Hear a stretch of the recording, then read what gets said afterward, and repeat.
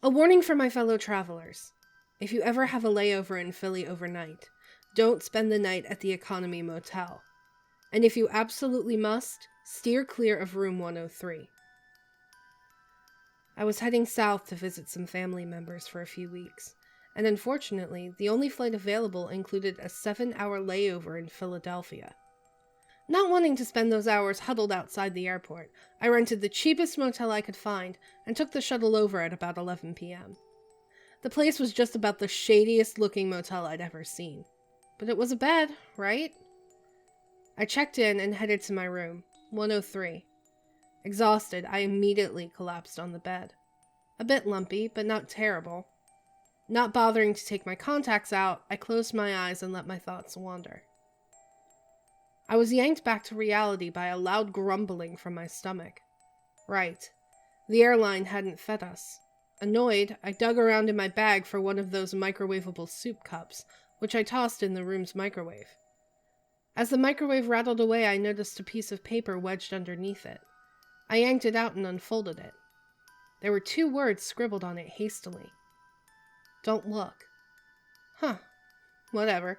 I tossed it aside and retrieved my soup. Feeling lonely, I hopped online to see if anyone was on. I was in luck. My long-distance boyfriend happened to be on Skype. I called him up and we chatted a while, trying to keep our voices down. Eventually, though, he said something that made me laugh, and I heard a muffled curse come from upstairs. Feeling guilty, I said goodnight and ended the call, with the intention of getting a bit of rest before my next flight. As I lay in the now dark room, I noticed a thin stream of light coming from where the curtain didn't close completely. Annoyed, I got up. I was almost at the window when I heard it. I can see into your bedroom. The voice sent a chill up my spine. It was very quiet and high-pitched, like a child's. It was so soft I wasn't sure I hadn't imagined it. I shook my head and reached for the curtain. I know you can hear me. I'm at your bedroom window, and I know you can hear me. I jumped back as a shadow crossed the stream of light coming into my room. I definitely hadn't imagined it that time. There was a voice directly outside my door. Someone was out there looking in. I jumped back into bed and pulled the covers up to my chin. I'm at your bedroom window. I know you can hear me. I can see in your bedroom. Are you listening to me? I know you can hear me. Come, take a look. I'm at your bedroom window. The taunting went on, rattling into my thoughts and leaving me paralyzed in fear. Suddenly, I heard the tenant upstairs moving around again. Footsteps stomped over to the door above, and I heard muffled shouting. Hey! Shut up down there. This isn't funny. I have work in 4 hours. The door upstairs slammed and there was silence. I breathed a sigh of relief and leaned back against the pillow, determined to get some sleep. I'm still out here. Come look out your window. I sat straight up, heart pounding in my ears. The voice was back. It whispered on, repeating its mantra over and over again. I put my hands over my ears and rocked back and forth, trying to block out the sound. It was no use. The longer I sat there, the louder it got, until I could hear it so clearly it sounded like it was right next to me. Frantic, I picked up the phone and dialed the police. Stammering and stuttering in fright, I managed to give them the information. Where I was, what was wrong, please help, I'm scared. I didn't care if it was a prank at this point, my mind was reeling in terror. The officers assured me they'd be over shortly to see what the issue was. I thanked them and hung up the phone. As soon as I did, silence descended over the room. It wasn't that the voice stopped. No, utter silence filled the room. The air conditioner stopped, the street noises outside ceased. Even the faint hum of electricity from the TV and lights went away. It pressed on my ears with a tangible heaviness that sent shivers through me. Next to me, my phone rang. The caller ID told me that it was the police station calling me back. Cautiously, I picked it up and answered. Hello? You're coming. And every light went out, plunging the room into complete and total darkness. In the dark, I fumbled for my bag. I might not have had a flashlight, but I did have my video camera, which had a weak light on it. Besides, I can't deny I wanted to film this, if only to prove that I wasn't going insane. Finding it, I turned it on, casting a dim light over the room. Even with this light, the shadows still consumed the edges of my vision, making me jump at every perceived motion I caught in the corner of my eye. Shaking, I forced myself to focus on the camera. Carefully, I stood up from the bed and walked toward where I thought the curtain was. The thin light from the camera only served to give a vague outline of the curtain and door, as though the darkness that had swallowed the room was even now working against the light from my camera. Carefully, I reached out and touched the curtain, pushing it closed all the way. Whatever was out there couldn't look in now. As I did, I heard a loud clicking sound next to me, like the latch turning in the door. Panicked, I whipped around to look at the door. Inexplicably, it had opened on its own. The latching sound I had heard, however, was the door getting caught by the extra security lock. I could see nothing through the crack, just more inky blackness outside. I slammed the door shut again, double-checking the locks and latches. Everything was in place. I breathed a sigh of relief. That's when I heard it. A sort of scuttling sound, coming from the back of my room, somewhere in the direction of the bathroom. Cautiously, I moved slowly toward the noise, trying to keep my hands from shaking too badly. I knew whatever footage I got was going to be a mess of wobbly camera, but my videographer skills weren't exactly my top priority at the moment. I approached the source of the noise, but found nothing there, except for another piece of paper, wedged partly between a wall-length mirror next to the closet. I fumbled to open the folded-up scrap, trying not to tear it in my haste. When I finally got it open, there were only 2 words. Turn around. I was not about to do anything of the sort. Trembling, I slowly looked up at the mirror, while pointing my camera behind me at the same time. To my horror, the light of the camera illuminated a faint silhouette of something behind me. All I could make out was a vague form, no taller than the height of the bed, and it was moving toward me. I broke out of my paralysis and dove into the bathroom, slamming the door behind me. Quietly sobbing, I leaned against the door and slowly slid down until I was sitting on the cracked tiles, the door firmly closed and locked behind me. Whatever it was scrabbled a bit at the bottom of the door. Then came the whisper. Let me in. I'm out here in the dark. Let me in. Go away! The voice stopped abruptly. I shivered and let out the breath I had been holding in tightly. I still clung to my camera, unwilling to let go of the one thing that was keeping me tethered to reality. I sat there until the rays of early sunlight began peeking under the door, and I knew it was safe. Carefully, I cracked open the door and peeked around. The coast was clear. In a rush, I grabbed all my luggage and raced out the door. The hotel manager looked at me kind of oddly, but I wasn't going back in that room. I spent the next hour waiting for the shuttle in the lobby. The flight to my aunt's house was short and uneventful. I spent the flight running over what had happened over and over in my mind. Could it have been a prank? Who could have done that? It didn't matter. It was over. I was out of that insane place, on my way to family and friends. I tried to put the whole thing behind me and just enjoy the ride. I've always loved flying. Watching the world fall away behind me is one of the most incredible feelings. The patterns beneath you, the rivers and ponds, the winding roads spotted here and there with cottony clouds shadowing the land. This time, however, I just couldn't enjoy the scenery. I was too on edge from the previous night's events. The plane finally landed, and I just about ran to meet my aunt and cousins. Finally, I could start my vacation and get back to a normal state of mind. I hugged my aunt and my little cousins so tight just to be sure they were real. We all laughed and packed up the car with my luggage to head home. I didn't tell them about the motel. That night my aunt made my favorite, pan-seared salmon dripping with lemon and butter.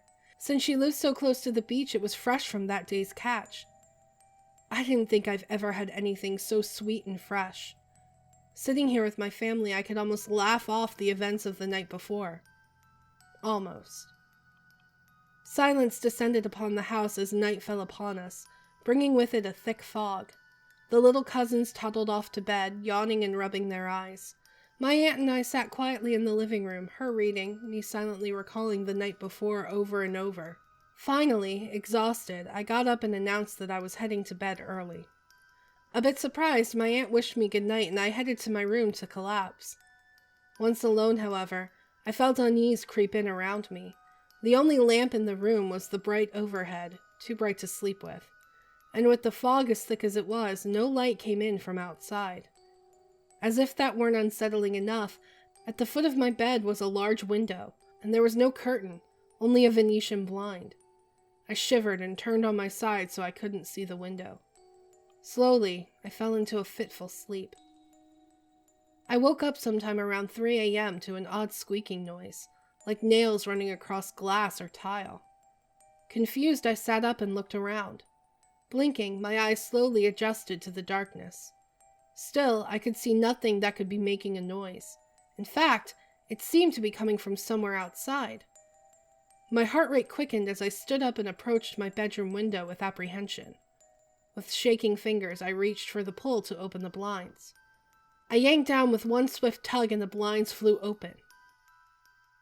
Nothing. I let out the breath I had been holding in a rush. I had only imagined it. Or had I? As I glanced down, I noticed the long, slightly smudged mark near the bottom of the window, as though some grubby hand or paw had run along the glass, looking for a way in. I dropped the blinds, dashed back to bed, and pulled the covers over my head, desperate for some sleep. It seemed impossible that I'd ever get back to sleep after that, but eventually I drifted off, dreaming of strange noises and small scuttling creatures hiding just at the edge of my vision.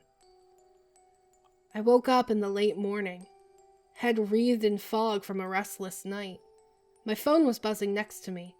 Squinting, I glanced at it to see that I had 5 unread messages, all from my aunt. I shook my head, not wanting to bother with it at the moment, and fell back against the lumpy pillow. Something was wrong. My eyes flew open and I sat up. No. Even without glasses or contacts, I could tell I wasn't in my room at my aunt's house. But no. I couldn't be. I wasn't. No. I was. I was back in the motel room from the night before. I tried to scream, but only a choked cry escaped my lips. I looked back at my phone. Every message from my aunt was a variation on "Where are you?" Still in my pajamas, I ran to the door, threw it open, and dashed to the office.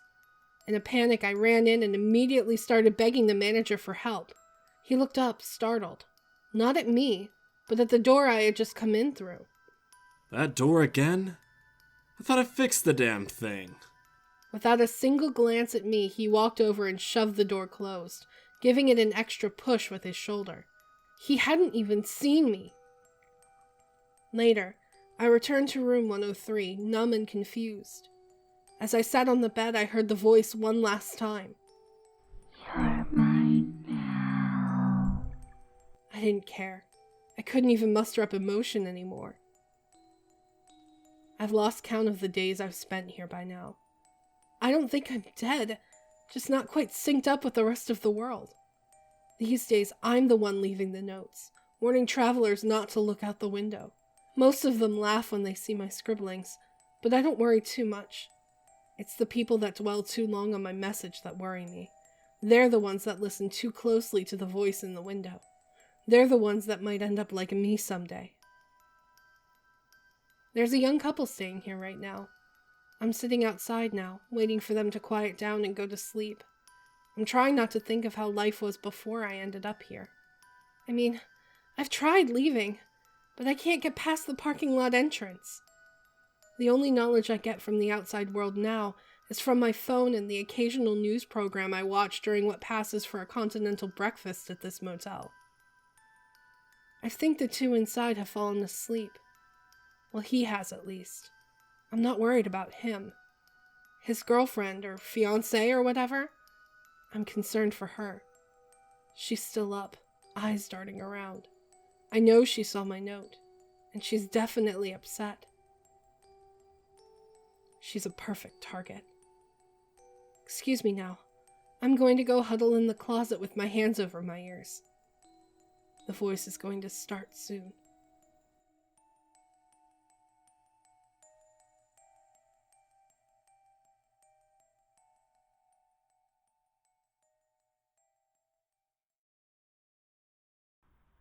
I'm at your bedroom window. I know you can hear me. I can see into your...